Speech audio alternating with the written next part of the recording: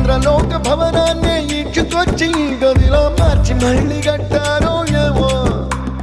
మాయజాలము తెలుసు మంత్రగారడి తెలుసు రెంటి కన్న ఇది ఇంకోటేమో నీలాకాశం నేలాకొస్తే ఇట్టాగే ఉంటాదో ఏమో ఈ సంతోషం దాచాలంటే హృదయాలు ఓ వంద కావాలేమో ఇంతందంగా ఉంటుందా ఈ లోకం ఇన్నాళ్ళు ఈ మనసుకి తెలియాలేదే పాపం